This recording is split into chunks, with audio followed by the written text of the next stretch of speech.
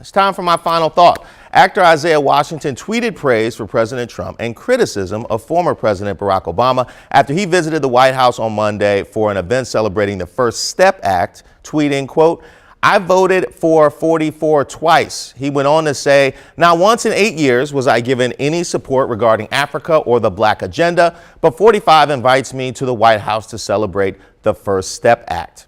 Now, for Washington to imply that Obama did nothing to further the cause of prison reform is simply untrue. Gridlock and opposition in Congress forced him to rely on executive orders to address prison sentencing and policing, which limited what he could get accomplished. Still, he was the first sitting president to visit a federal prison, the first to oversee a sustained reduction in the incarceration rate in a half-century, and he issued clemency to nearly 1,000 inmates in his time in office, which was more than his last 3 predecessors combined.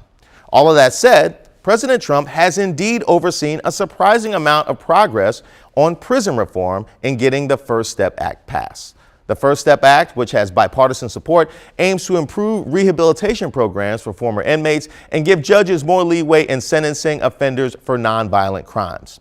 At the celebration ceremony, Trump announced plans for a Second Step Act to focus on successful reentry and reduce unemployment for Americans with past criminal records. Now, regardless of your opinion on the president and the job he's doing, this is one area where he can be commended. I give credit where it's due, and in this particular case, it's due.